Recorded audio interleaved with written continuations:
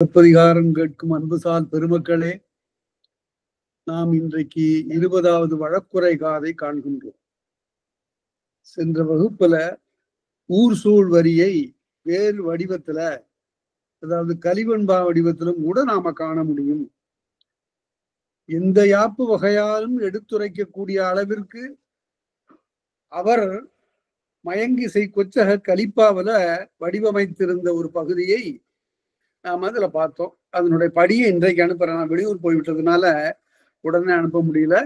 இன்றைக்கு அதனுடைய படியை அனுப்புறேன். எல்லாரும் பகிர்ந்து பாருங்கள். அதை போல ஏதாவது முயற்சி செய்வதற்குரிய நிலையை நீங்கள் தேர்ந்து கொள்ளலாம். இப்போது வழக்குரை காதை பார்ப்போம். 20வது காதை. அடிகள் எப்பொழுதுமே இயற்கை வர்ணிக்கின்ற காலத்து நெடுக வர்ணிப்பார். ஆற்று வரி, சாற்று வரி என்றெல்லாம் ஒவ்வொரு இசைப்பாட்டா எழுதி கொண்டே போவார். ஆனால் கதை நிகழ்ச்சி என்று வருகிற போது மிக சுருக்கமாக சொல்லுவது இளங்கோவடிகளுடைய வழக்கம்.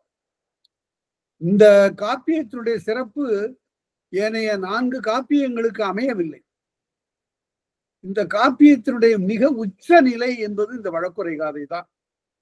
காதை அமைப்பிலே மிக அளவிலே சிறியது, ஆனால் அதிலே செறிந்திருக்கின்ற பொருள் வளம் மிகுதி.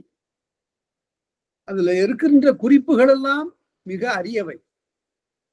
மிக ஆழ்ந்த பெரும்புலமை அமைந்தாலன்றி இப்படி ஒரு காப்பியம் எழுத இயலாது. இந்நாளிலே காப்பியங்கள் 20ஆம் நூற்றாண்டு வரையில காப்பியங்கள் விளைந்தன. ஒரு முறை தஞ்சையில நிகழ்ந்த சதய பெருவிழாவில அப்போதிருந்த தமிழ் மாமுனிவர் குன்றக்குடி அடிகளார் சொன்னார், காப்பியம் எழுதுகிற புலமையெல்லாம் இன்று இருக்கிறதா என்று கேட்டாரு. கொஞ்சம் உள்ளத்துல எனக்கு வருத்தமாக இருந்தது. உடனே அன்று தொடங்கி ஒரு 15-20 நாள்ல வண்டார் குழலி என்று ஒரு காப்பியம் சிலப்பதிகாரத்தை அடிவுற்றியே நான் எழுதி அவரிடமே அணிந்துரை பெற்றேன். அப்பதான் சொன்னாரு, இந்த காப்பியம் எழுதக்கூடிய வாய்ப்பெல்லாம் பலருக்கும் இருக்கிறது, ஆனால் எல்லாரும் வேறு வேறு என்னென்னவோ முயற்சியெல்லாம் ஈடுபட்டிருக்கிறார்கள் என்று சொல்லி மிகவும் பெரிதும் அதனை பாராட்டினார். அதுபோல ஏதாவது ஒரு கதை நிகழ்ச்சி நம் கண் முன்னாலே எத்தனையோ 1000 நிகழ்ச்சிகள் நடக்கின்றன. அன்றைக்கு ஒரு கோவலன் கொலை உண்டான் என்றால் இன்றைக்கு எத்தனையோ நிகழ்ச்சிகள் நடக்கின்றன. அறக்கேடுகள் அவ்வப்போது சமுதாயத்தை வந்து கவுகின்றன. அதில் ஏதாவது ஒன்றை, அது துன்ப நிகழ்ச்சியாகத்தான் இருக்க வேண்டும் என்றில்லை, பார்த்தால் நம்முடைய பண்பாட்டிலே மிக உயர்வாக உள்ள ஒரு நிகழ்ச்சியை கூட கை கொண்டு ஒரு காப்பியம் போன்ற ஒரு அமைப்பை முதல்ல ஒரு காதை எழுதி பழகலாம், பிறகு நெடுக ஒரு பெருநூலை எழுதலாம். இப்போ வழக்குரை காதையை பார்ப்போம். ஆங்கு, இந்த சுட்டு பெயருக்கு பாருங்க, அங்கு ஆங்கு, இதுக்கெல்லாம் கூட நிறைய பொருள் இருக்கு. அங்கு என்றால் அது செய்மை சுட்டு, இங்கு என்றால் அண்மை சுட்டு என்று இலக்கணம் கூறும் தொல்காப்பியம். இங்குன்னா பக்கத்துல இருக்கிறது சொல்றது, அங்குன்னா செய்மையில் இருக்கிறது, ஆங்குன்னா இன்னும் மிகுதியா தொலைவில் இருப்பதை சுட்டுவது. அதே போல ரொம்ப பக்கத்துல இருந்து ஈங்கு என்று சொல்ல வேண்டும். அங்கு, இங்கு, ஆங்கு, ஈங்கு, அப்புறம் ஊங்குங்கிறது வழக்கில் இல்லை, ரெண்டுக்கு நடுவுல, அது வழக்கில் இல்லை. இவ்வாறெல்லாம் நம்முடைய மொழி இயன்று இருக்கிறது. ஆங்கு அப்படின்னா என்ன பொருள் என்றால், இங்கே கண்ணகி வந்து மிக்க இவ்வளவு துயரத்தோடு ஊர் சூழ் வரி மேற்கொள்ள, அங்கே அவளுடைய அறற்று நிகழ, இப்பால் ஆங்கு குடையொடு கோல்வீட நின்று நடுங்கும் கடைமணி இன்குரல் காண்பன்கான் எல்லா. அதாவது அப்போது கோப்பெருந்தேவி கனவு காண்கிறார். இந்த காப்பியத்துல முதல் கனவு கண்டவள் கண்ணகி. தான் கண்ட கனவை தேவந்தியிடம் சொல்லுகிறாள். அதை நாம பார்த்தோம். கணாத்திர முறைத்த காதை என்பதுல அதை பார்த்தோம். அதாவது, ஒன்றும் எனக்கு புரியவில்லை தோழி, எங்களுக்கு முன்புன்னு அறிமுகமில்லாத ஒரு ஊரிலே சென்று ஒரு பழியை ஏற்க வேண்டியிருந்தது, என்னுடைய கணவனை நான் பிரிய நேர்ந்திருந்தது என்று அவள் சொல்லுகிற போது அந்த தேவந்தி சொன்னாள், ஏதோ ஒரு குற்றம் நிகழ்ந்திருக்கிறது, அதனாலே நீ என்ன செய்ய வேண்டும், இந்த பூம்புகாரிலே இருக்கக்கூடிய 2 பெரும் குளங்கள் இருக்கின்றன, ஒன்று சோமகுண்டம் என்று பெயர், இன்னொன்று சூரிய குண்டம் என்று பெயர்.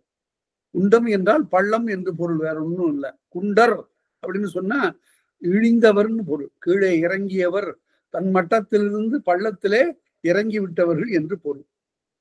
அவ்வாறு சோமகுண்டம் சூரியகுண்டம் என்று 2 குளங்கள் இருக்கின்றன. அவற்றிலே போய் நீ நோன்பு நோற்று நீராடி பக்கத்தில் இருக்கக்கூடிய காமவள் கோட்டத்திலே மன்மதனுடைய கோயிலிலே சென்று வழிபட்டால் இழந்த கணவனை மீண்டும் பெறுவாய் என்று அந்த பார்ப்பன தோழியாகிய தேவந்தி சொல்லுகிறாள். அதற்கு கண்ணகி பீடன்று, அது எமக்கு பெருமை தராது என்று சொல்லுகிறாள். அதாவது ஏன்னா காமவேளை கைதொழுதல் என்பது வைதிக சமய நெறி. அவனுக்கென்று விழா எடுப்பதும் அவனை கைதொழுவதும் எல்லாம் வைதிக நெறி, தமிழ் நெறி அன்று. அதனால என் பீடன்று என்று அவள் சொல்லுகிறாள். அத முதல் கனவு நிகழ்ச்சி அது. 2வதாக மதுரை செல்லுகிற வழியிலே கோவலன் கனவு காண்கிறார். அதை நாம பார்த்தோம். இப்ப அடுத்தபடியாக கோப்பெருந்தேவி கனவு காண்கிறார். ஒரு காப்பியம் என்றால் கனவு நிகழ்ச்சிகள் வரும். அவ்வப்போது பின்னாலே வரக்கூடியதை முன்னாலே அறிவிக்கக்கூடியதாக அந்த கனவுகள் விரியும். அப்படி இங்கே குடையோடு கோல் வீழ நின்று நடுங்கும், குடை கோல் 2ம் அரசனுடைய அறநெறியை வெளிக்காட்டுகின்ற அடையாளங்கள். நன்றாக எண்ணி பாருங்கள். குடை என்பது அவனுக்கு நிழல் தருவதன்று, மக்களை நான் இந்த நிழலிலே வைத்து காக்கின்றேன் என்பதற்கு அடையாளமாகத்தான் அந்த குடை எடுக்கப்படுகிறது. அதனால அவன் அரியணையிலே உட்கார்ந்து இருக்கிற போது அதற்கு பின்னாக அந்த குடை பிடிக்கப்பெறும். அதே போல கோல் என்பது செங்கோல். செங்கோல் என்றால் வளையாத கோல் என்று பொருள். செம்மை வளையாமையை குறித்தது என்று உரையாசிரியர்கள் எழுதுவார். வளையாத செங்கோல் அது கையிலே வைத்திருக்கிறான். அதற்கு என்ன அடையாளம் என்றால் இது கொடியவரை தாக்குவது, நல்லோரை பாதுகாப்பது. அதுதான் வடமொழியில சொன்னாங்க, துஷ்ட நிகிரக சிஷ்ட பரிபாலன என்று சொன்னார். துட்டர்களை ஒருப்பதும் சிட்டர்களை பாதுகாப்பதும் என்று ஆகும். குடையோடு கோல் வீழ, அதனால இந்த 2ம் வீழ நான் கனவு கண்டேன் என்று தன்னுடைய தோழியிடம் கோப்பெருந்தேவி சொல்லுகிறாள். குடையோடு கோல் வீழ நின்று நடுங்கும் கடைமணி இன்குரல் காண்பன்கான் எல்லா. நம்முடைய வாயிலே இருக்கக்கூடிய மணி இதுவரையில் ஒலித்ததில்லை. அது ஆராய்ச்சி மணி. மக்கள் யாருக்கும் ஒரு குறை உண்டென்றால் அங்கிருந்து வந்து கயிற்றை இழுத்து அந்த மணியை முடங்க வேண்டும். நீண்ட நெடுங்காலமாக அந்த மணி முடங்கவில்லை. இப்போது கடைமணி இன்குரல் காண்பன்கான், அந்த மணியினுடைய ஓசை நான் கேட்க நேர்ந்தது இந்த கனவுல. அதாவது காட்சியாலும் பிழை, குடையோடு கோல் வீழ்ந்தது, கருத்தாலும் பிழை, அதே போல காதிற்கு வருகின்ற அந்த ஓசையாலும் பிழை கனவுல. கடைமணி இன்குரல் காண்பன்கான் எல்லா. எல்லா என்பதற்கு எல்லாம் என்று உரை எழுதினார்கள். ஆனா அப்படி எழுதுவதை விட கலித்தொகையில எல்லா என்றால் தோழி தோழன் என்பவர்களை குறிக்க வருகின்ற ஒரு விழி. எல்லா தோழி என்று சொல்லுகிறார். திசை 4ம் அதிர்ந்திடும். 8 திசைகள், இந்த உலகத்திற்கு 8 திசைகள். இந்த 8 திசைகளும் அதிர்கின்றது. இந்த இடத்துல கம்பன் என்ன பண்ணுவான், அந்த ராவணனுடைய பேராற்றலை பற்றி சொல்லுகிற போது தனக்குத்தானே இந்த ராவணன் பேசுவான். என்னுடைய பேராற்றல் எப்படிப்பட்டது தெரியுமா என்று சொல்லிவிட்டு அவன் சொல்லுவான், எல்லாரும் சொல்றது மாதிரி 8 திசையும் என்னுடைய புகழ் பறந்து இருக்கிறது, 8 திசையும் என்னுடைய ஆணை கேட்பதற்கு எல்லாரும் காத்திருக்கிறார்கள் சொல்லலாம. 8னோடு 2 மாய திசைகளை எரிந்து வென்றேன்னா 10 திசைன்னாம மேல் கீழையும் சேர்த்துக்கிட்டான். 8னோடு 2 மாய திசைகளை எரிந்து வென்றேன் அப்படின்னா. இங்கே 8 திசைகள் அதிர்கின்றன. மண்ணில் கதிரை இருள் விடுங்க காண்பன்கான் எல்லா.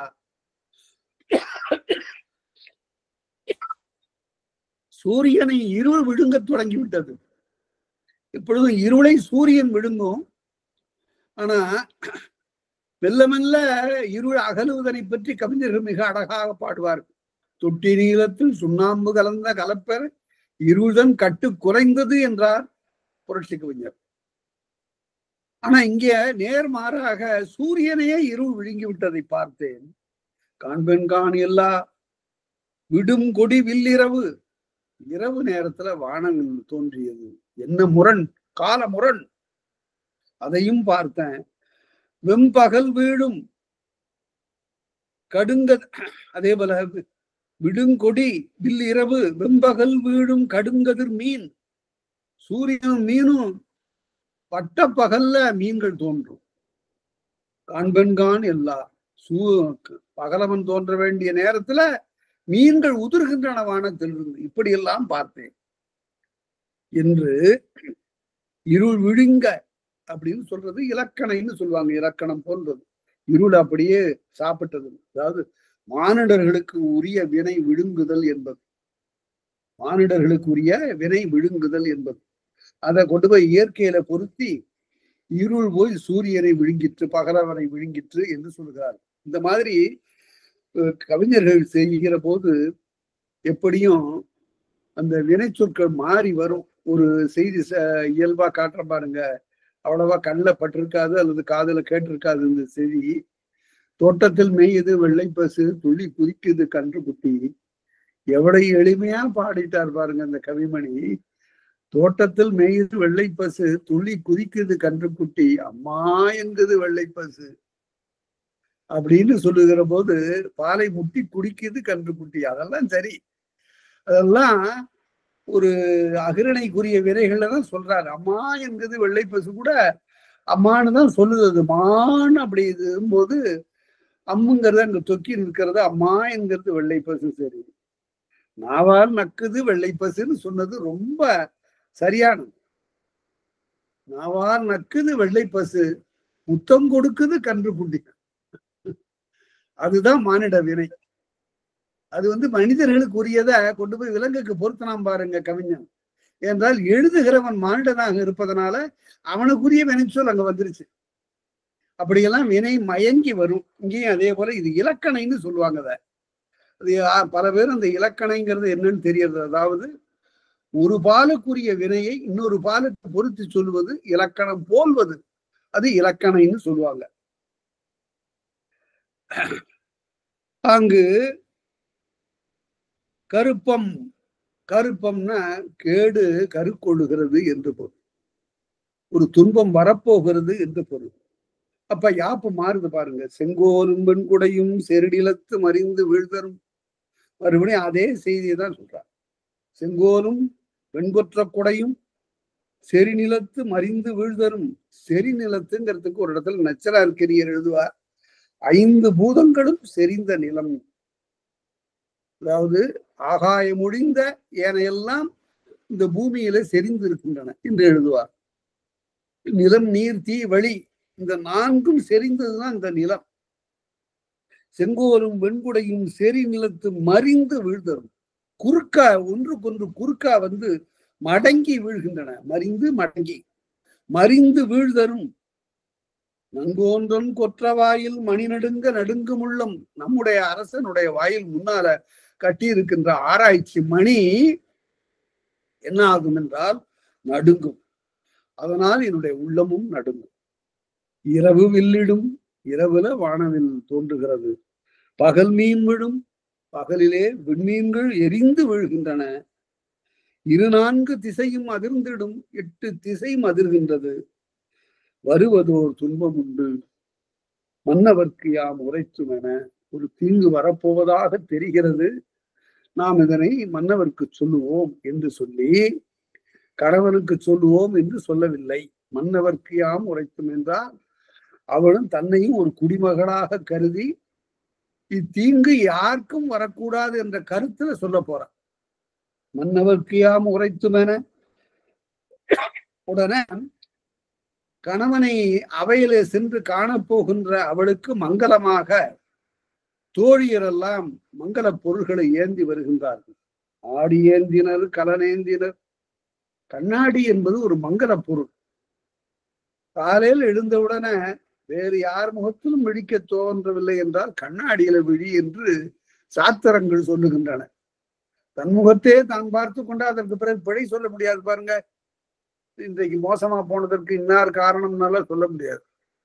ஆடி ஏந்தினர், அது ஒரு மங்கள பொருள். ஆடி ஏந்தினர், இந்த ஆடிங்கிறது பாருங்க எவ்வளவு தெளிவா இருக்கு. நாம கண்ணாடின்னு சொல்றோம், கண்ணாடி அல்ல அது. கண்ணாடி என்பது பார்வைக்கு நாம் போட்டுக்கொள்வதுதான் கண்ணாடி. முகம் பார்ப்பது ஆடிதான். அந்த முகம் பார்ப்பதனே ஆடி என்று சொன்ன பிறகு இதை என்னன்னு சொல்றது? அதனால தேவையில்லாம மூக்கையும் சேர்த்து மூக்கு கண்ணாடியுமா, அதெல்லாம் பிழையாக்கம் என்று சொல்லுவார்கள். நின்று விட்டது அதெல்லாம். ஆடி ஏந்தினர், கலன் ஏந்தினர், அங்கங்கு அணிகலன்களை எல்லாம் அழகாக எடுத்துக்கொண்டு அவருக்கு விளங்கும் அணி இழையினர். அதில் ஒளிவிடுகின்ற அணிகலன்களை எல்லாம் அணிந்த பெண்கள் ஆயத்தார் இப்போது மங்களமான அணிகலன்களை எல்லாம் எடுத்துக்கொண்டு சூழ்ந்து கோப்பெருந்தேவி சூழ்ந்து அவர்கள் நடந்தார்கள். கோடி ஏந்தினர், கோடின புதிய ஆடைன்னு போடும். கோடி ஏந்தினர், பட்டேந்தினர், அதுலயும் பட்டாடையை ஏந்தி கொண்டு நடந்தார்கள். கொழுந்திரையலையும் செப்பேந்தினர், நல்ல வெற்றிலை, திரையல் என்றால் அடைக்காய் என்று பொருள், வெற்றிலை பாக்கு, அதனையும் ஏந்தி கொண்டு கொடுந்திரையல் கொடுமையான வெற்றிலையும் செப்பேந்தினர், பாக்கிட்ட செப்பையும் ஏந்தி கொண்டு நடந்தார்கள். வண்ணமேந்தினர், வண்ணப்பூச்சு, சுண்ணமேந்தினர், வாசனை பொடி, மான்மதத்தின் சாந்தேந்தினர், கஸ்தூரி மானிட்ட அந்த கழிவு மனம் மிக்கது, அதனையும் ஏந்தி நடந்தார்கள். கண்ணி ஏந்தினர், மாலைகளை, அதாவது கண்ணி என்பது தொடுக்கப்பட்ட மாலை என்று பொருள். கண்ணுடையதாக தொடுக்கப்பட்டது மாலை என்று பொருள். கண்ணி ஏந்தினர், பிணையலேந்து, பிணையல்னா இரண்டு இரண்டாக மலர்களை வைத்து தொடுத்த சரம் என்று பொருள். கண்ணி ஏந்தினர், பிணையலேந்தினர், கவரி ஏந்தினர், சாமரைகள் அங்கங்கு அசைகின்றன. தூபமேந்தினர், அல்ல அகிர்புகையை கொண்ட தூபங்களை ஏந்தி நடந்தார்கள். அப்ப கூணும் குரலும் ஊமும் கூடிய குறுந்தொழில் இளைஞர் செறிந்து சூழ்தர, அந்த புறத்துல யார் வேலைக்கு இருக்கிறாங்கன்னா கூணர்கள், குரலர்கள். குரலர் என்றால் குள்ளமா இருக்கிறவங்க. இவர்களால எந்த தீங்கும் நேர்ந்து விடக்கூடாது என்பதற்காக வலிமையானவர்களை அங்கு பணி அமர்த்துதல், வலிய ஆடவர்களை அங்கு பணி அமர்த்துதல் வழக்கம் இல்லை.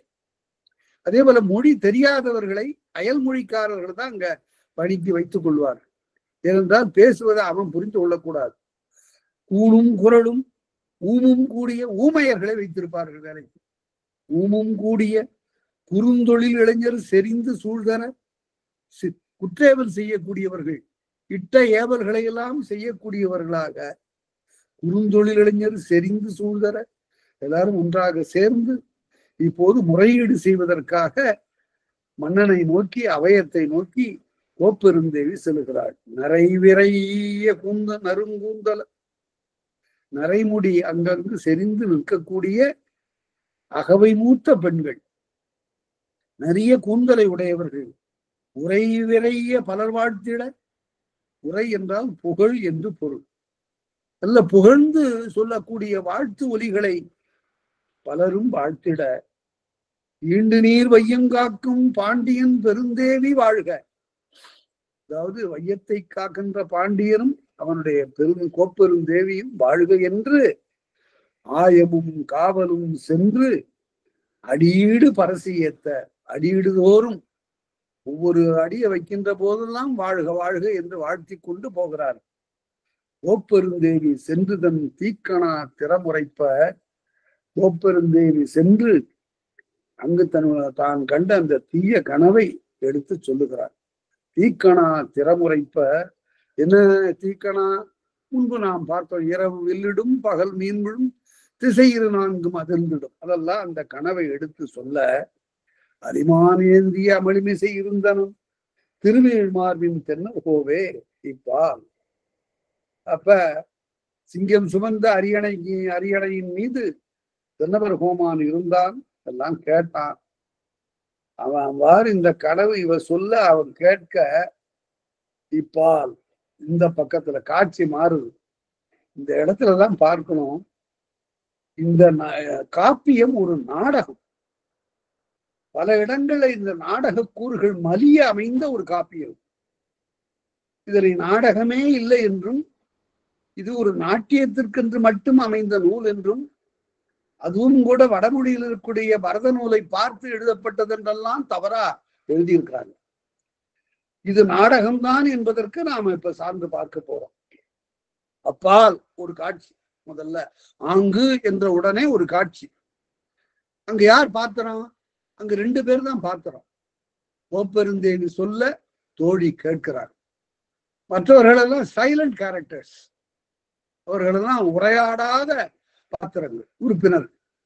அவங்க எல்லாம் செறிந்து சூழ்தர அவர்கள் எல்லாம் கூடி வர, இப்ப 2 பாத்திரங்கள் இடையிலே ஒரு உரையாடல் நடந்திருக்கிறது. ஒருத்தி சொல்ல ஒருத்தி கேட்டாள். கோப்பெருந்தேவி சொல்ல அதனை தோழி கேட்டாள். கேட்ட உடனே அவர்கள் எல்லாரும் இந்த கனவை உரைப்போம் என்றவள் சொல்ல எல்லாரும் சூழ்ந்து நடந்தார்கள். இது முதல் காட்சி. இப்ப 2வது காட்சி.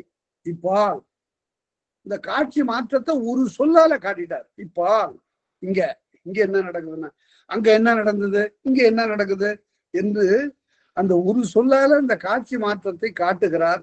இன்னும் கூட எவ்வளவு நுட்பமாக காட்ட போகிறார்னு பார்ப்போம்.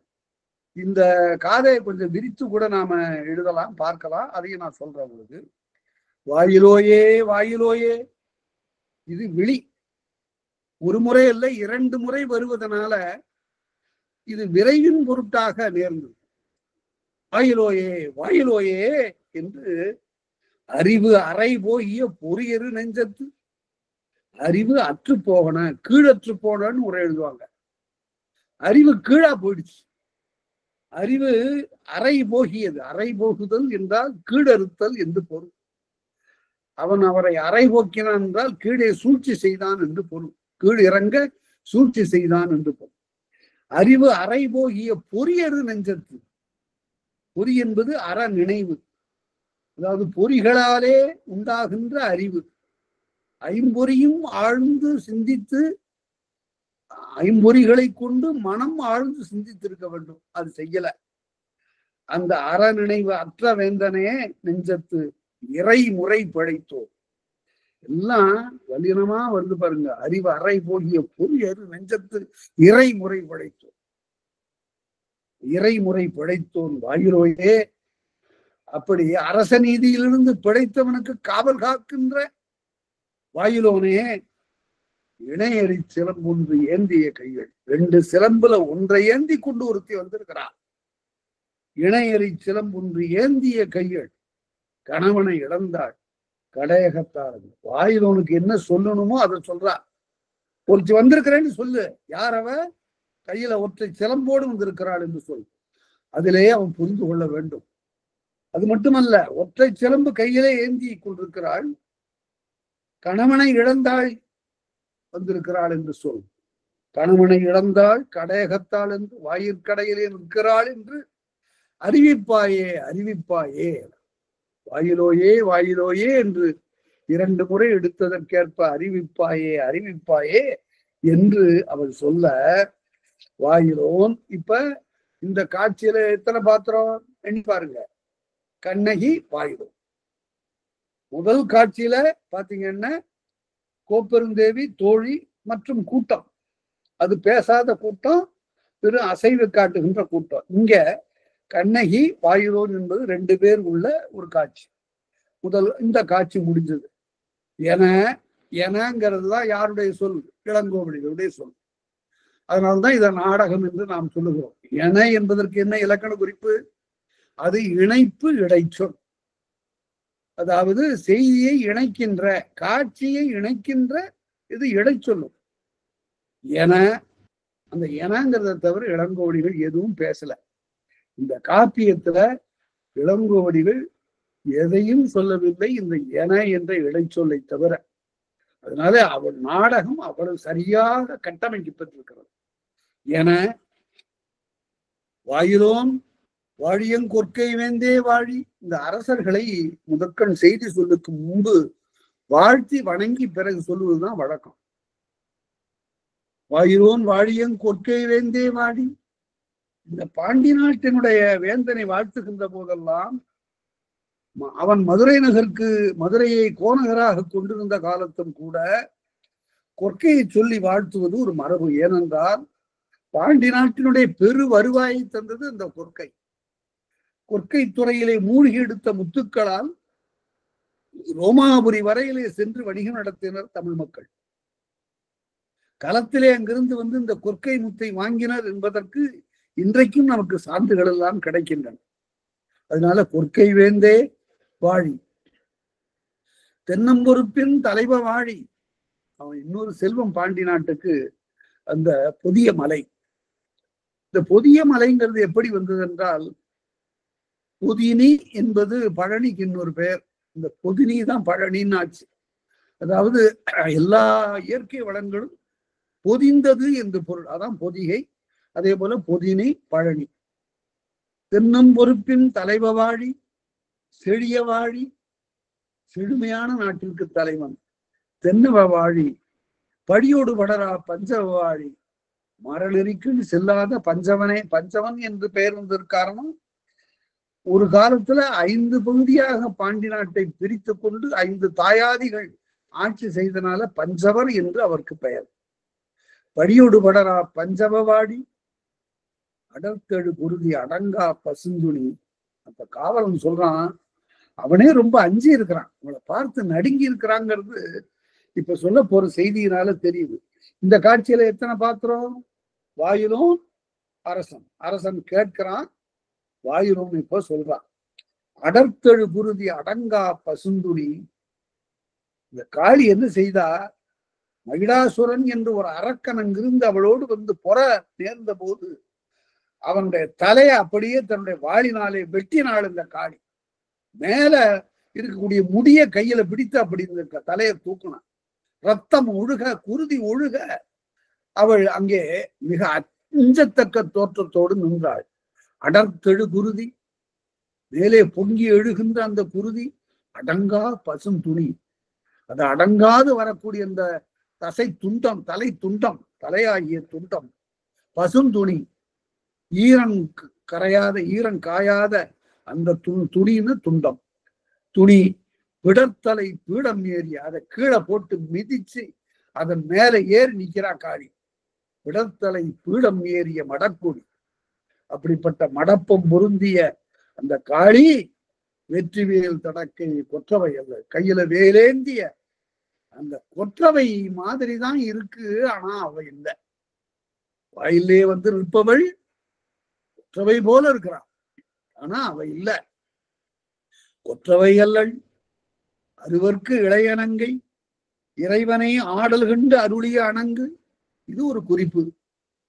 இறைவன் என்ன செய்கிறான், அவன் நடனம் ஆடுகின்ற போது அவனுடைய ஒரு பாகமாக அமைந்த அந்த மலைவேந்தன் மகள் தான் இவ்வாறு ஆட முடியும் என்று காட்டுவதற்காக ஆடுகின்ற போது இறைவன் அவளை தணிவிக்க, அவளை தோல்வியுறை செய்வதற்காக அவளால் ஆட முடியாதவாறு தன்னுடைய காலை, ஒற்றை காலை மேலே தூக்குகிறார்.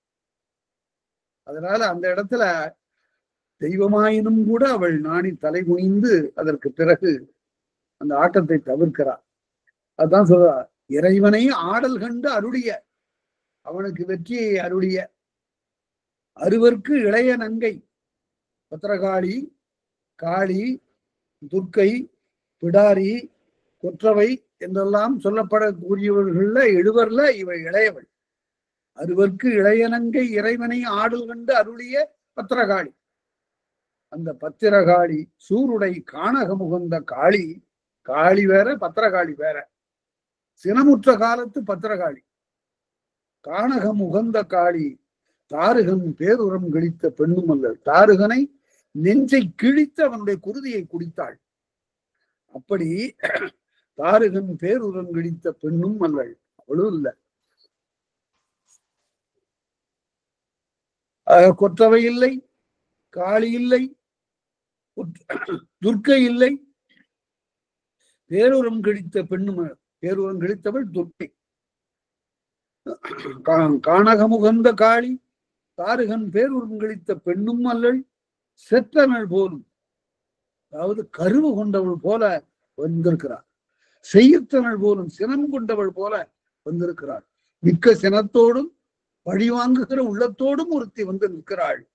அவள் காளி போல இருக்கிறாள், கொற்றவை போல இருக்கிறாள், பிடாரி போல இருக்கிறாள், துர்க்கை போல இருக்கிறாள், பத்திரகாளி போல இருக்கிறாள் என்று சொல்லி ஒற்றோடி சிலம்பு ஒன்று ஏந்திய கையில். அவர் சொன்னது சரியா சொல்றான் பாருங்க கோவலன். இணையறி சிலம்பு ஒன்று ஏந்திய கையில் என்று அறிவிப்பாயேன்னா உடனே பொற்றொழி சிலம்பு ஒன்று ஏந்திய கையில், ஒரு சிலம்பு, ஒற்றை சிலம்பு ஏந்தி வந்திருக்கிறாள். பொற்றொழி சிலம்பு ஒன்று ஏந்திய கையில் கணவனை இழந்தாள். அவள் சொன்னதுதான் அந்த செய்தியும். கணவனை இழந்தாள் கடையகத்தாளே, கணவனை இழந்தாள் கடையகத்தாளே என யார் சொல்லு? இளங்கோவடிகளுடைய சொல்லு. அது வரையில அவன் பேசினான். இதுதான் நாடகம். இரண்டு பாத்திரங்களுக்கு மேல வைத்துக் கொள்வதில்லை. நான் சிறந்த நாடக ஆசிரியர்கள் என்ன செய்வார்கள்? கிளைமேக்ஸ் போகும்போது, உச்ச நிலைக்கு போகிற போது, உச்ச நிகழ்வுக்கு போகிற போது மெல்ல மெல்ல பாத்திரங்களுடைய எண்ணிக்கையை குறைத்து கொண்டே வந்து விடுவார். கடைசியில 2 பாத்திரமா நிற்கும். அதுதான் கடைசியில் அந்த கதை நிகழ்ச்சியை சரியாக கட்டுக்கோப்போடு முடிப்பதற்குரிய சரியான திட்ட வரையறை. அதே போல இப்ப மெல்ல மெல்ல பாத்திரங்கள் எண்ணிக்கையில குறைந்து வடக்குறை காதைக்கு வருகிற போது, இதற்கு முன்பு ஊர் சூழ் வரியில பார்த்தா நிறைய கூட்டம், மாநகரத்து மாதரெல்லாம் அங்கே அழுதார்கள், பேசினார்கள். இங்க அப்படி இல்லை. 2 பாத்திரங்களா காட்சியை மாத்திக்கிட்டே இருக்கிறார். முதல் காட்சியில கோப்பெருந்தேவி, 2வது காட்சியில வாயிலோன் கண்ணகி, 3வது காட்சியில வாயிலோன் அரசன் என வருக மற்றவள் தருகை இங்கன. வருகன்னா வரவிடுக என்று பொருள். இங்க வரவிடு, மற்றவள் தருக, அவளை அழைத்து வா. மற்றவள் தரு, அதுலயும் கூட நுட்பம் இருக்கிறது பாருங்க. வருக, அவளை அழைத்து வான்னு சொல்றான் வேந்தன். தருகங்கிறதுக்கு உரையாசிரியர் கூட அழைத்து வருகன்னு தான் சொல்றாங்க. ஆனால் இங்கு என வாயில் வந்து கோயில் காட்ட அவன் அழைச்சிட்டு வரல.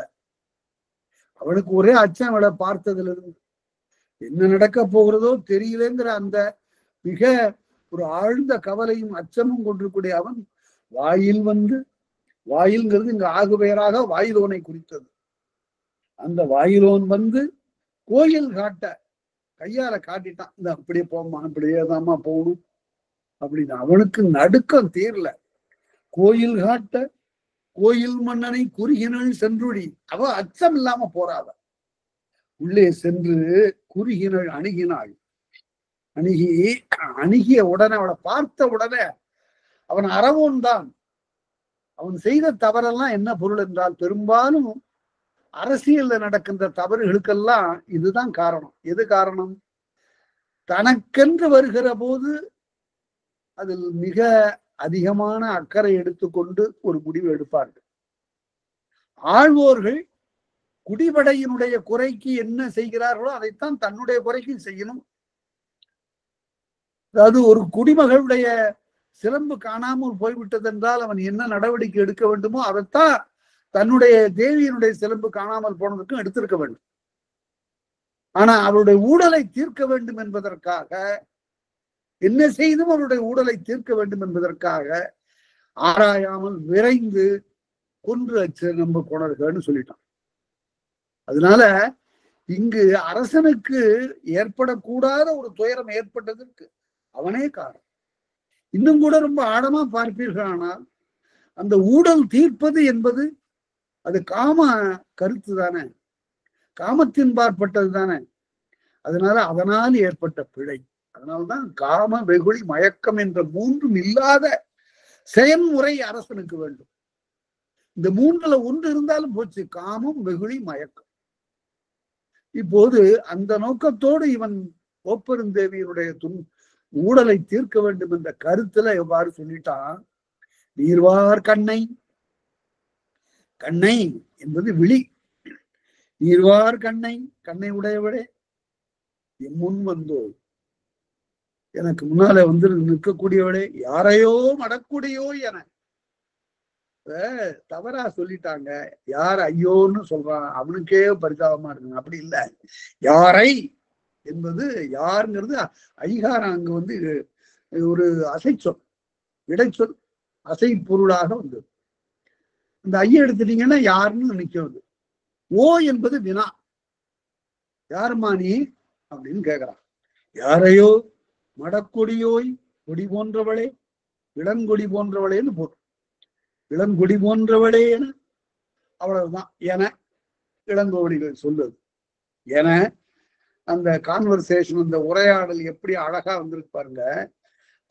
ஆங்கிலத்துல D.H. லாரன்ஸனுடைய கவிதையை படிக்கும் போது அந்த கவிதை முழுமையும், நீண்ட கவிதை முழுவதும் ஒருவரே பேசுவதாக மானோலாக அமைந்திருக்கும், ஒருவர் உரையாடல்.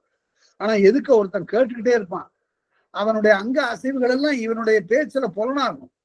மிக உயர்ந்த ஒரு கவிதை. அதை விட இங்க அருமையா இருக்கு. இது 2000 ஆண்டுகளுக்கு முன்பு எழுதப்பட்டது.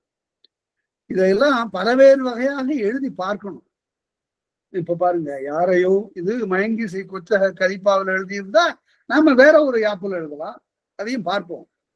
யாரையோ மடக்கொடியோ என தேராமன்னா, அதாவது ஒரு அரசனை பார்த்து, நாடாளுகின்ற அரசனை பார்த்து ஒரு பெண் ஆராய்ச்சி அறிவில்லாத அரசனேன்னு சொல்வதற்கு எவ்வளவு ஒரு துணிவு இருக்க வேண்டும், அதை விட எவ்வளவு உரிமை இருந்து அந்த நாடு கொடுத்திருக்கிறதுன்னு அதை பார்க்கணும்.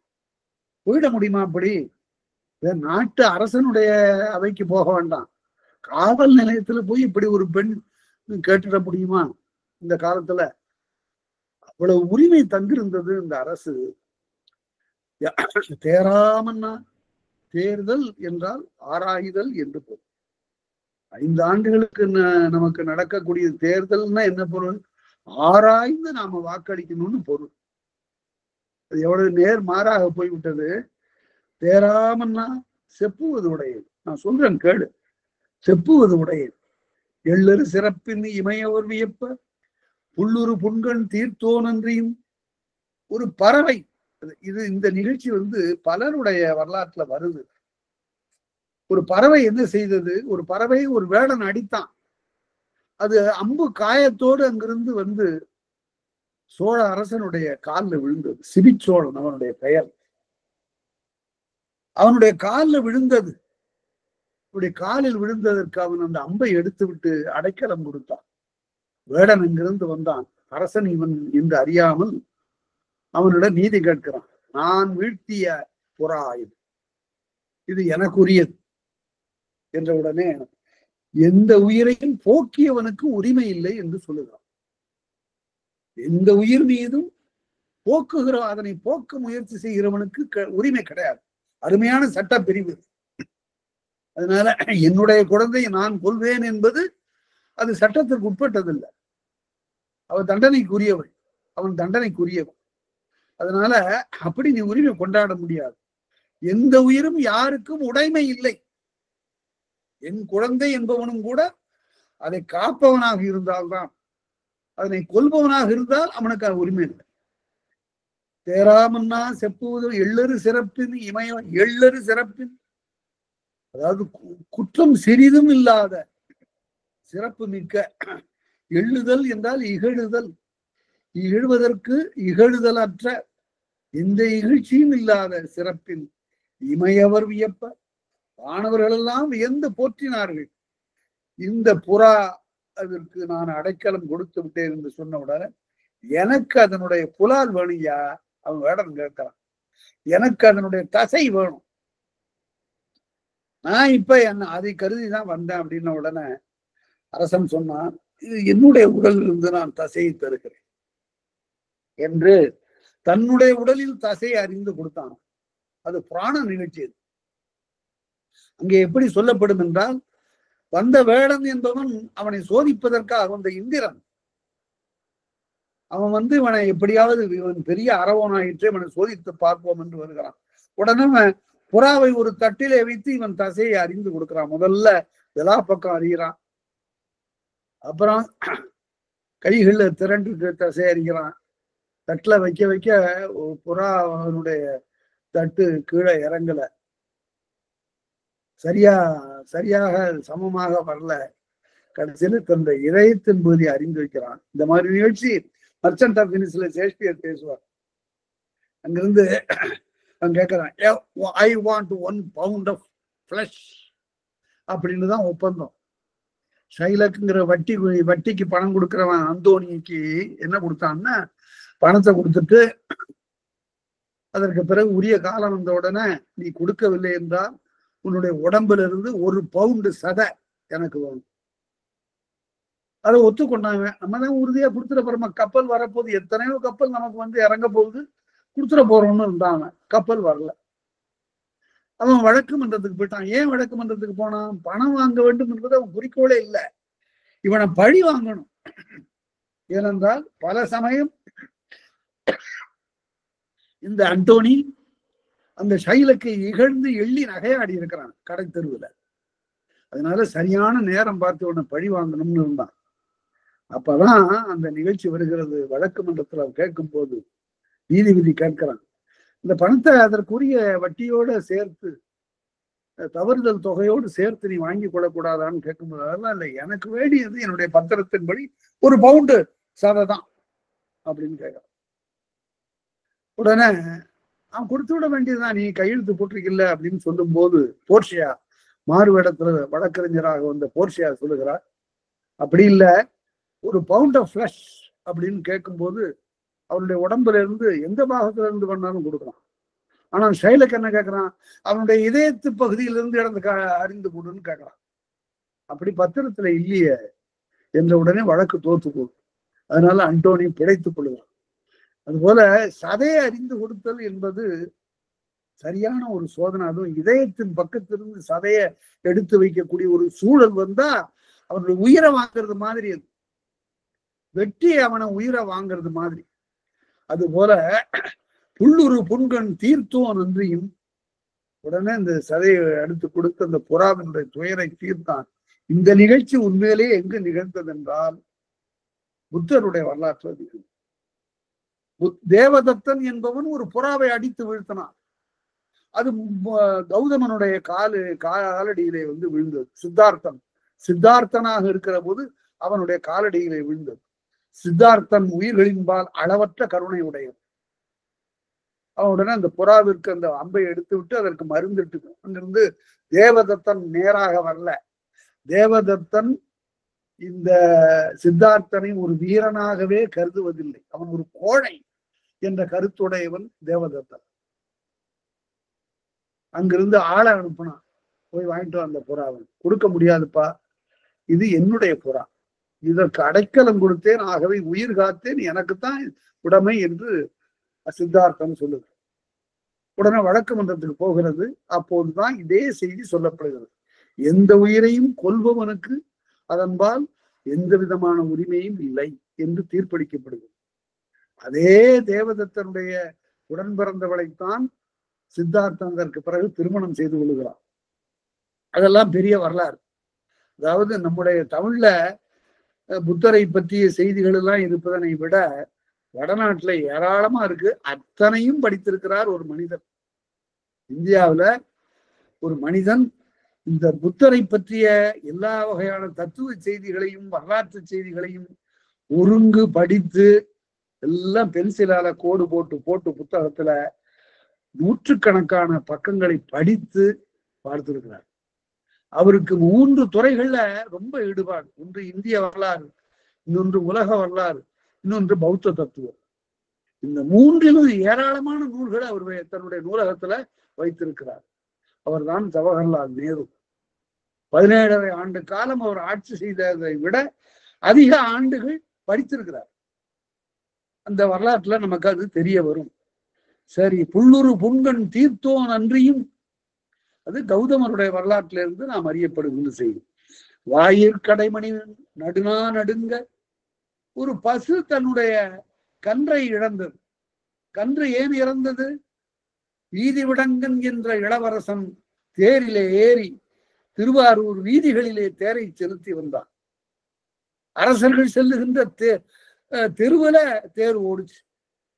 அப்ப ஒரு கன்று குட்டி அங்கிருந்து துள்ளி பாய்ந்து வந்து இந்த சக்கரத்தின் கீழ்பட்டு உயிரை இழந்தது. அது கண்டு உடனே எல்லாரும் யாரும் அதை அடாட கன்று குட்டி பார்த்தா தூக்கி அப்பால போட்டு தேரை ஓட்டியான்னா.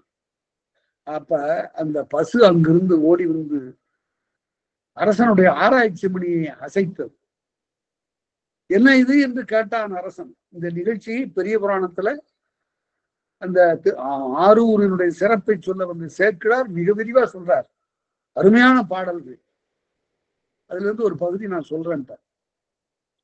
அங்கிருந்து ஆராய்ச்சி மணியை அடித்த உடனே அரசன் கேட்கிறான், என்ன நடந்தது என்று.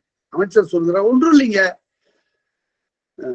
நம்முடைய தேர் போச்சு, கன்றுக்குட்டி வந்து கீழே வந்து ஆகப்பட்டு போச்சு அப்படின்னு சொல்றான். நம்முடைய இளவரசன் போன தேரு அது கன்றுக்குட்டி மேல ஏற்றி கொன்று விட்டதுன்னு சொல்லல, கன்றுக்குட்டி அதுக்கு கீழே வந்து ஆகப்பட்டுருச்சுங்கன்னு. அமைச்சன் வந்து இளவரசனை காப்பாற்ற வேண்டும் என்பதற்காக பேசணும். அப்படி அல்லப்பா நான் வேந்தன், அப்படி அல்ல, நீ சொல்வது தவறு. அதனால அந்த ஆவினுடைய துயரத்தை நான் அடைய வேண்டும், அதுதான் முறை.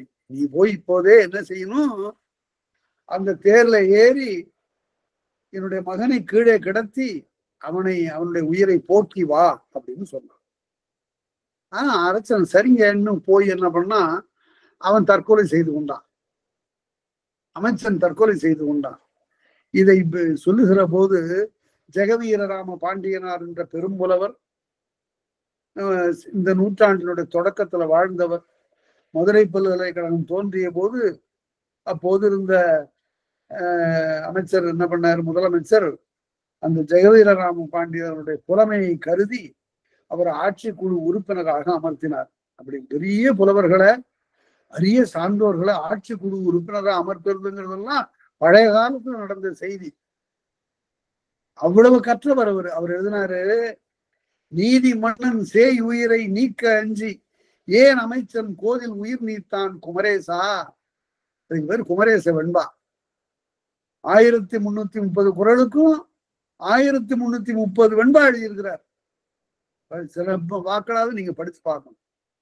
நீதி மன்னன் சேய் உயிரை நீக்க அஞ்சி ஏன் அமைச்சன் கோதில் உயிர் நீத்தான் குமரேசா. என்னன்னா 1330 கேள்விதான் அவர் கேட்டார். விடையாக 1330 திருக்குறளை கொண்டு போய் வச்சுட்டார். நீதி மன்னன் சேய் உயிரை நீக்க அஞ்சி ஏன் அமைச்சன் கோதில் உயிர் நீத்தான் குமரேசா. மோதி வந்து தன்னுயிர் நீப்பினும் செய்யற்க தான் விரிது இன்னுயிர் நீக்கும் வினையும். திருக்குறளை கொண்டு வச்சுட்டாருங்க. தான் உயிர் போனாலும் சரி இன்னொரு உயிரை போக்காத அப்படிங்கிறதுனால அமைச்சன் உயிர் விட்டான். உடனே அரசனை அங்கிருந்து வந்தா அந்த அமைச்சன் சொல்றானா, என்ன சொல்றான், அந்த பாட்டை சேர்க்கிறார் எழுதியிருக்காரு பாருங்க. என்ன நடந்ததுன்னு அரசன் கேட்டான். வளவனின் புதல்வன் ஆங்கோர் மணி நெடும் தேர்மேல் ஏறி அளவில் தேர் தானே சூழ அரசுராம் தெருவில் போங்கால் இளைய ஆண் கன்று ஒன்று வந்து இடை புகுந்ததாக. அது வந்து பூந்துருச்சியா, இடை வந்து புகுந்ததாக அப்படின்னா வேற ஒண்ணும் நடக்கிற. அது எப்படி, நம்முடைய இளவரசன் அரசர்கள் உலாவுகிற தெருவுல போனா, ஆங்கன்றுகள் மேய்கின்ற தெருவுல போகல. அது மட்டுமல்ல, தேர் மணி ஒலிக்க போனான், ஹார்ன் எல்லாம் நல்லா இருந்தது. அப்படி இருக்கும்போது வந்து ஆகப்பட்டா அதுக்கு நம்ம என்ன பண்றது அப்படின்னா, அத வளவனின் புதல்வனாங்கூர் மணிநெடும் தேர் மேலேறி அளவில் தேர் தானே சூட முன்னும்பினா தானே எல்லாம் போக அளவில் தேர் தானே சூட அரசுலாம் தெருவில் போங்கா இளைய ஆண் கன்று ஒன்று இடை வந்து புகுந்ததாக. அதை மறுத்துட்டு அரசன் உடனே தானே சென்று அந்த தேரில் ஏறி தன்னுடைய மகனை முறை செய்தான் என்பது வரலாறு. வாயிற் கடைமணி நடுநா நடுங்க அந்த பசுவினுடைய துயரத்தை போக்குதல். ஆவின் கடைமணியின் உயிர்நீர் நெஞ்சு சுட, தன்னுடைய நெஞ்சை சுட்டது. அது என்ன பொருள் என்றால், ஒரு அகிரிணை உயிருக்கு கூட இப்படி ஒருத்தன் அறம் செய்வானே ஆனால் உயர்தனை மக்களை எப்படியெல்லாம் பாதுகாத்திருப்பான் என்பதுதான் பொருள். நெஞ்சு சுடத்தான் தன் அரும்பெறல் புதல்வனை ஆழியும் மடித்தான். ஒற்றை மகன், ஒரு மகன். அவனை தன்னுடைய ஆழியின் தன்னுடைய சக்கரத்துல வைத்து மடித்தோன் பெரும்பெயர் புகார் என் பதியேவும். இதெல்லாம் புகார் நகரத்திற்குரிய செய்திகள். சோழ நாட்டிலே நிகழ்ந்த இந்த செய்திகள். அவ்வூர், அந்த ஊர்ல, அதாவது இந்த வாதியினுடைய ஸ்டேட்மெண்ட்ல இந்த காலத்துல என்ன சொல்லுகிறான் என்றால், ஒரு குற்றவாளியை வந்து நீ யாருன்னு கேட்டா, ஹூ ஆர் யூன்னு கேட்டா முதல்ல பேர் சொல்லணும், ஊர் சொல்லணும், எந்த ஊருங்கிறது எப்படிப்பட்ட ஊருங்கிறது சொல்லணும். அப்புறம் இன்னாருங்கிறத முகவரி சொல்லணும், இன்னாருக்கும் உறவுங்கிறத சொல்லணும், எதன் பொருட்டு இங்கு வந்தாய்ங்கிறது சொல்லணும், என்ன ஆயிற்றுன்னு சொல்லணும். இவ்வளவு இருக்கு இந்த கண்ணகியினுடைய விடையில. இப்ப சொல்றா, என்னுடைய ஊர் எப்படிப்பட்டது தெரியுமா? இப்படி அறநெறி பெறலாத செங்கோல் அரசர்கள் ஆண்ட ஊர். அது அது ஆயிட்டது, முடிஞ்சு போச்சு. ஓஹோ, புகாரில் இருந்து வருகிறாயா? சரி, அப்புறம் அவ்வூர் ஏசாச்சிறப்பின் இசை விளங்கு பெருங்குடி. அந்த ஊர்ல மிக மன்னர்களுக்கு நிகராக வாழ்ந்த பெரும்புகழ் உடையவன். ஏசாச்சிறப்பு எந்த பழியும் இல்லை அவனுக்கு. ஏசாச்சிறப்பின் இசைன்னு புகழ், இசை விளங்கு பெருங்குடி. பெருங்குடி வாணிகன். வாணிகர்ல 3 வகையான குடியினர். அதுல பெருங்குடி என்பது மிக உயர்ந்த சக்கரவர்த்திகள் மாதிரி. இசை விளங்கு பெருங்குடி மாசாத்து வாணிகன் மகனையாகி, ஐ இங்க அசை, மகனாகிங்கிறத மகனையாகி, மாசாத்து வாணிகன் மகனையாகி. சரி, மாசாத்துவானுடைய மகன் யாரு? கோவலன். மாசாத்து வாணிகன் மகனையாகி வாழ்தல் வேண்டி. எதுக்கு இங்க வந்த? வாழ்தல். ஐயா, சாவதற்கா வந்தான் கோவலன். வாழ்தல் வேண்டி. ஏன் வேற எங்கேயாவது போறது தானே? ஊழ்வினை துறப்ப. விதியா உன் நாட்டுக்கு வரணும்னு. ஊழ்வினை துறப்ப சூழ்கடல் மன்னா. இந்த இடம்தான் எல்லாருடைய கவனத்தையும் விடப்பட்டது, எல்லாருடைய கவனத்தாலும் விடப்பட்டது. இதுக்கு நான் ஒரு கட்டுரையும் எழுதியிருக்கிறேன். மிக பல ஆண்டுகளுக்கு முன்பு இந்த சூழ்கடல் மன்னாங்கிறதுக்கு ஒரு புதிய செய்தியே எழுதியிருக்கிறேன். நீங்க பாருங்க, இது இந்த இடத்துல ஒரு முரண் இருக்கு. தேராமன்னாள் மேல பேசிட்டா, ஆராய்ச்சி அறிவில்லாத அரசனேன்னு சொன்ன பிறகு இங்க சூழ்கடல் காலிலே வீரக்கடலை அணிந்திருக்கிற மன்னனேன்னா பொருத்தம் இல்லாம இருக்குல்ல. அது எப்படி வந்ததுங்க?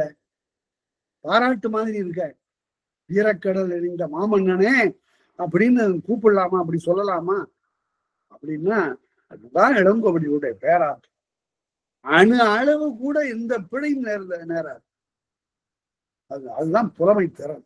என்ன பொருள் என்றால், கண்ணகி அடங்கா சனத்தோடும் வழிவாங்குகிற அந்த கருத்தோடும் வந்திருக்கிறாள் என்பது முன்பு பார்த்தோம். அப்போ கோவல மாமன்னன் நெடுஞ்செழியனுடைய முகம் பார்த்து பேசுகிறார் பார், அஞ்சாமல் பேசுகிறார். நாணமற்ற மடம் பயிர்ப்பு நான்கிற்கும் விடை கொடுத்த நிலையில அச்சமின்றி ஒரு அரிமா போல எதிரே நின்று பேசுகிறாள். நாடாளுகின்ற வேந்தனுக்கு எதிர என்று ஆராய்ச்சி அறிவற்ற அரசனே அப்படின்னு சொல்லி புகாரிலே இருந்து வருகிறான் என்னுடைய கணவன். அவன் மாசாத்து வாணிகனுடைய மகன். வாழ்வதற்காக மதுரை வந்தான், ஊழ்வினையினால இந்த நகருக்கு வந்தான் அப்படின்னு சொல்லிட்டு அடுத்தது கொலைப்பட்டான்னு சொல்லணும். எப்படி சொல்லுவான்? அதை சொல்லுவதற்கு இதுவரையில வந்த வேகம், அந்த சினம், இதெல்லாம் இந்த இடத்துல துயரம் தாங்க முடியல. கண்கள்ல அப்படியே கண்ணீர் வடிகிறது.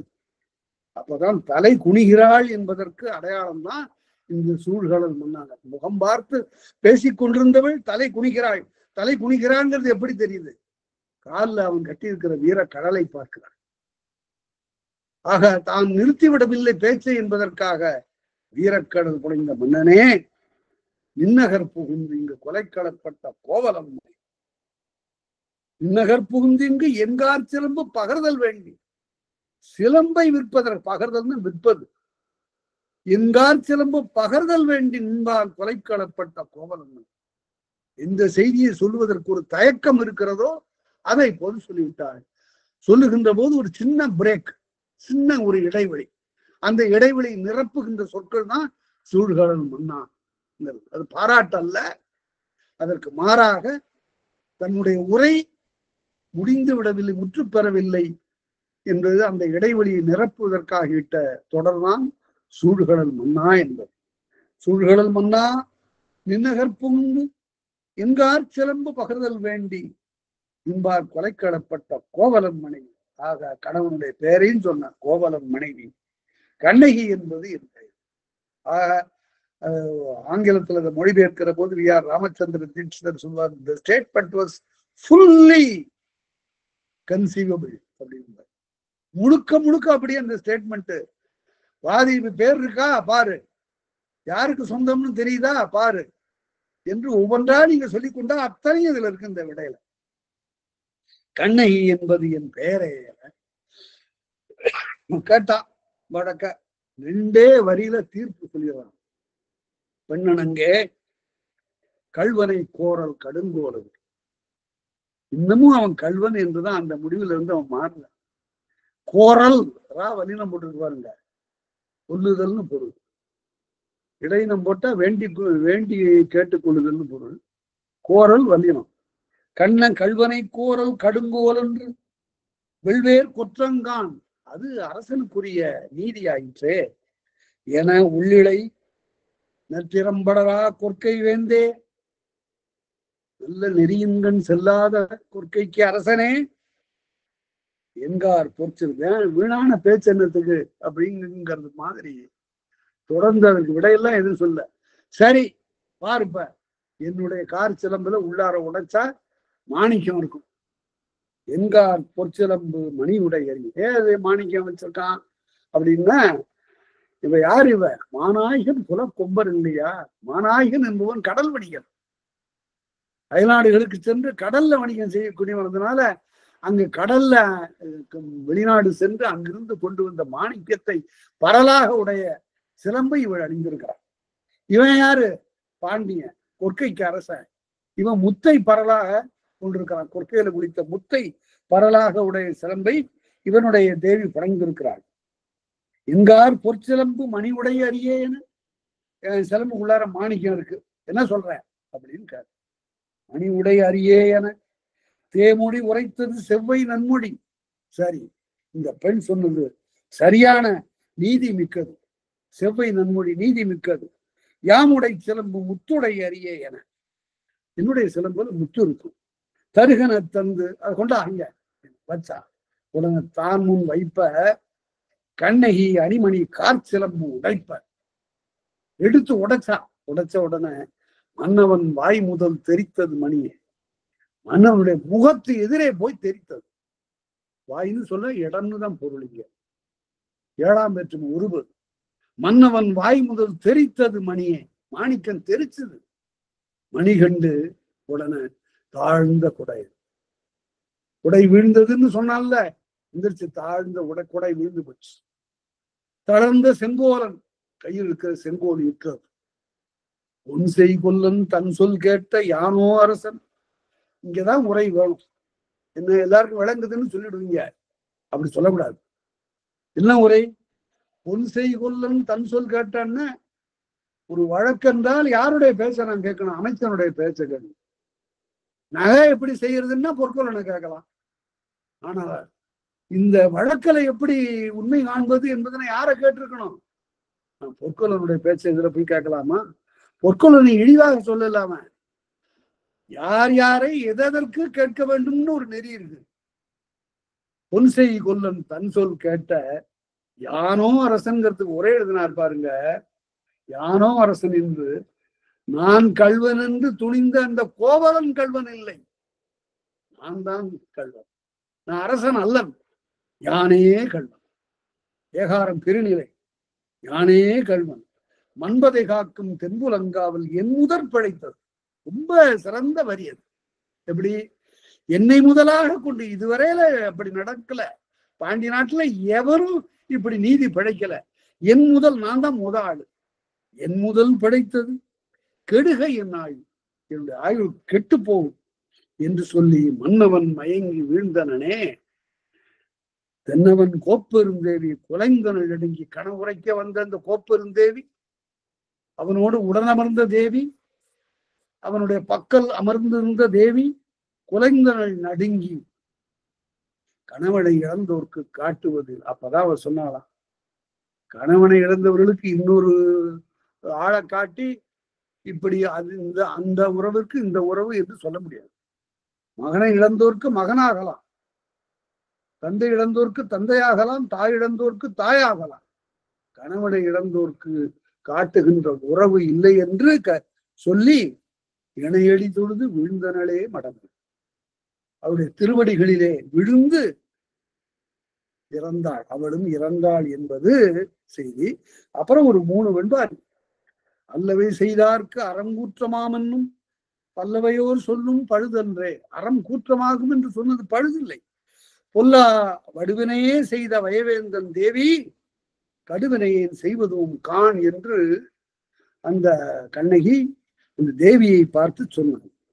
காவி உகுநீரும் கையில் தனிச்சிறம்பும் ஆவி குடிபோன அவ்வடிவும் பாவியேன் காடெல்லாம் சூழ்ந்த கருங்குடலும் கண்டஞ்சி கூடலாம் கூடாயினான்.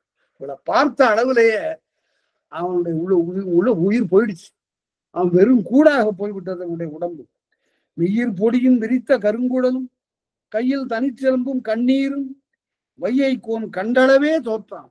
அவளை பார்த்த அளவிலேயே போச்சு. அக்காரிகீதன் சொற்செவியில் உண்டளவே தோற்றான். ஒரு சொல் வந்து உழுக்க உடனே அவனுடைய உயிர் போய்விட்டது என்று சொல்லி இந்த வழக்குரைகாதி. இப்ப அந்த வழக்குரைகாதி மயங்கிசை கொச்ச கழிப்பார். இப்ப நான் காலையில வந்த உடனே இத வேற யாப்பில எழுதி பார்க்கலாம்னு நினைச்சேன். என்ன ஒரு செய்தியை ஒரு யாப்பில தான் சொல்லணுங்கிற நெறி இல்லை. அவர் தேர்ந்து கொண்ட யாப்பு அப்படி 2000 ஆண்டுகளாக பாதுகாக்கப்பட்ட அந்த உணர்ச்சி இன்னொரு வடிவத்துல பார்த்தா என்ன பார்க்கலாம். அதுதான் நாம கற்ற கல்விக்கு அடையாளம். இப்ப நான் அதை சொல்றேன், எப்படி பார்த்திருக்கேங்கிறது. கண்ணகி நகரினூடே கட்டுரை செய்யுங்கால் மன்னவன் கோப்பெரும் தேவிக்கே வந்துற்ற கனவை என்னாள் தன்னரும் தோழி கேட்க சாத்துகிறாள் உடம் நடுங்க தன்கணவன் கேட்குமாறே சொல்ல வேண்டும் என்றாள் தானே. தன்கணவன் கேட்குமாறே சொல்ல வேண்டும் என்றாள். இன்னரும் தோழி துன்பம் எப்படி நான் செப்பு வேணும் மன்னவன் கொடை வீழ்ந்திட்ட மாதுயர் உரைப்பேன் கொள்ளோ அன்னவன் கோல் வீழ்ந்திட்ட அக்கனவை மொழிவேன் கொள்ளோ முன்வாயில் மணிமுடங்க வந்ததம்ம கனவெனக்கே இந்து செய்யும் அதிர்ந்ததம்ம இருள் கதிரை விழுங்கிற்றம்ம விண்ணிடை இரவு போதில் வானவில்லும் தோன்றிற்றம்ம பன்மீனும் பகலினோடு பற்றியே எரிந்து மண்ணில் கண்காண விழுந்ததம்ம கேடேதும் வருமோ தோழி கொற்றவன் குடையும் கையில் கொண்ட செங்கோலும் மண்ணில் இற்று வீழ் தருமால் முன்றில் இதுகாரும் கேட்டிராத உற்றவரும் அசைத்திடாத ஓர் பெரும் மணி நடுங்கும் எற்றை நான் உரைப்பேன் தோழி என்னுள்ளம் நடுங்கி நின்றேன். எல்லாம் இது அரிசியில் விருத்தம். மறுமுறையும் உரைப்பே நம்ம வல்லிருள் போதில் வானில் ஒருவில்லும் அடைந்து நிற்கும் உதிர்ந்திடும் விண்மீன் தோழி 4 திசையதிர்ந்தே என்னுடல் உடம் நடுங்கும் வருவதோர் துன்பம் உண்டு மன்னவர்க்கு உரைப்போம் என்றாள். அந்த புறத்திருந்தே அவை நோக்கி தேவி செல்ல சந்தமார் தோழிமார்கள் சந்தனம் மலர்கள் ஏந்தி முந்துர ஆடி ஏந்தி முழுமணி கலன்கள் ஏந்தி பந்தியாய் பட்டுடையும் பாங்குடன் ஏந்தி வந்தார். மணமிகு ஒப்பனைத்தூள் வண்ணம் செய் மேனிப்பூச்சு இனமான்கள் ஈன்றவாசை எழிற்சார்ந்து என்பதாமும் மணிமாலை பூப்பிணையல் அசைகவரி தூபமெல்லாம் முனமங்கே கூணர் ஊமர் மற்றவரும் ஏந்தி வந்தார். குற்றேவல் செய்வார் வாச குழலினை உடைய மாதர் மற்றொருவரும் வாழ்த்தெடுக்க மங்களம் பெருக என்றே கொற்றவன் தேவியாரும் குழுனனோடு வாழ்க என்றே சொற்றமிழ் குரல் எடுத்தே தொடர்ந்தனர் வாழ்த்திக் கொண்டே. காதலொரு கணவனுக்கே கண்டதோர் கனவுரைத்தாள் தீதுருமோ என்ற அச்சம் சேர்ந்ததோர் மனத்தினூடே மாதவள் பாண்டி நாட்டின் மாதேவி கனவுரைத்தாள் பாதக கனவு கேட்டான் பாண்டிய வேந்தன் தானும். இனிமே யாப்பு மாறுது. இப்ப இதுவரையில அரிசீர்ல எழுதி பார்த்தோம், இப்ப 8 சீர்ல பார்க்கலாம். அதுபோது புறவாயிற்கண்ணே ஓங்கி அதிர்குரல் இடி போல கேட்டதாங்கே விதிமீரா காவலனின் செவிநெடுங்க விண்ணதிர பெண்ணதிர்ந்த குரல் எடுத்தாள் நதி வெள்ளம் போல் வந்தாள் கண்ணகித்தாய் நடுங்கின காவலனே பாண்டி நாட்டில் இதுவரைக்கும் நிகழ்ந்திராத நாடகம் மீதே இடும்பை கூர் ஏந்தடையாள் முழங்குகின்றாள். காவலனே காவலனே அறிவே இல்லா காவலனின் காவலனே நீதி செய்யா காவலனின் ஏவலனே சென்றுரைப்பாய் கணவனையே இழந்தவளாம் பெண்ணுறுத்தி மேவுமுற்றை சிலம்பேந்தி வாயிற்கண்ணே வந்தனலாம் என்று உரை போ வேந்தன் பாலே காவலன் நீ என்றனலாம் கண்ணகி பெண் காவலனும் விரைகின்றான் அவையினுள்ளே. மாமன்ன புதிய மலை வேந்தே கொற்கை மாநகர்க்கு கொற்றவனை பாண்டி கோவை தாமுறையும் இக்கோயில் வாயில் முன்னே செங்குருதி வழிகின்ற தலையை ஏந்தி நாமம் அது காளி என்பாள் நின்றார் போல நன்னினகான் ஒருத்தி இங்கே அந்நாள் தானும் ஏமமுற சிவனோடே ஆடல் கண்ட இறைவி பத்திர காளி இல்லை, பிடாரி இல்லை, தாருகனின் உடல் கிடித்த துர்க்கை இல்லை, தாங்காது சினத்தோடும் பழி மேற்கொண்ட ஊரஞ்ச வந்தாளே போலும் கையில் குற்றதொரு பொற்சிலம்பை ஏந்தி வந்தாள். காரிகையால் கணவனையே இழந்தாள் என்பாள். கடைவாயில் வந்தாள்கான் என்றான் அண்ணான். காரிகையால் சிலம்போடும் வந்தாள் என்றே கழறுகிறான் மறுமுறையும் நடுங்கிக் கொண்டே. வரவிடுக அன்னவளை இவ்வவைக்கண் வந்திடவே கொணர்கனியே என்றான் வேந்தன். பரவுகிற காவலனோ பாவைக்கங்கே புகுவழியை கைகாட்டி போனான் அப்பா. அறவொன்று சினமுற்று கோலுக்கஞ்சா அடல் வீறு கொண்டாற் போல கண்ணகி பெண் அரசவைக்குள் புகுந்தனளால் வேந்தன் தானும் ஆரம்மா அழுகவாறு வந்தாய் என்றாள். ஆராய்ந்து தேராத மன்னா என்னை ஆரன்றே உரைப்பேன் கான் என உரைப்பாள். பாராண்ட சிரிச்சோடன் தன்னிடத்தே பறந்து வந்து அடைக்கலம்புள் புறாவிற்காக ஊரெல்லாம் காணத்தன் சதை அறிந்தே ஓப்புடனை அளித்தனனே அவனூர் என்னூர். தேர்காலில் மடிந்திட்ட கன்றுக்காக தன்மகனை பலியிட்டான் ஆண்ட பேரூர். அறவேந்தர் ஆண்டிருந்த அப்புகாரில் ஆன்றகுடி வணிகனாம் ஆசாத்தந்தன் திறமிக்க ஒருமைந்தன் வாழ்தற்காக சேழையின் காற்சிலம்பை விற்க வந்து மரமன்னா நின்னாலே கொலைப்பட்டானே மற்றந்த கோவலனின் மனையாளியானே. அறிவாய் நீ கண்ணகியின் பெயரே என்றாள் அஞ்சாத சீற்றத்தாள் வேந்தன் முன்னே. கண்ணகியால் கட்டுரைத்த வடக்கினுக்கு காவலனும் விடை இருப்பான். பெண்ணனங்கே மன்னவனின் நீதியில் கள்வன் என்றால் மற்றவனை கொல்லுதலும் அறமே என்றோ என்று உரைத்தான். கண்ணகியின் என்கார் சிலம்பே இசைந்ததுகான் மாணிக்க பரல் என்றாள். என் சிலம்பு முத்துடைத்தாம் என்றான் வேந்தன். எது வைத்த சிலம்பதனை உடைத்தாள் நங்கை.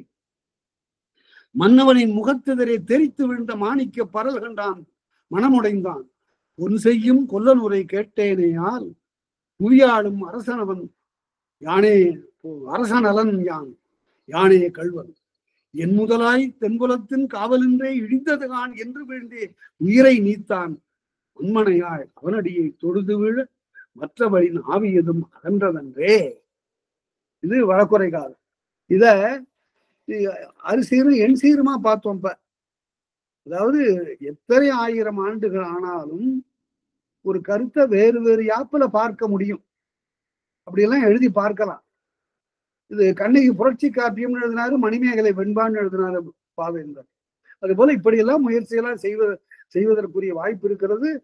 இந்த செய்திகளை எல்லாம் இப்படி சொல்வதற்குரிய நமக்கு மொழி நடையை பலவேறு வகையாக தந்த பெருமை இளங்கோவடிகளுக்குரியது. அதனால இதுகாரம் கேட்ட உங்களுக்கெல்லாம் ரொம்ப நன்றி. இந்த 2 பகுதி இன்றைக்கு நான் அனுப்புறேன், எல்லாரும் பாருங்கள்.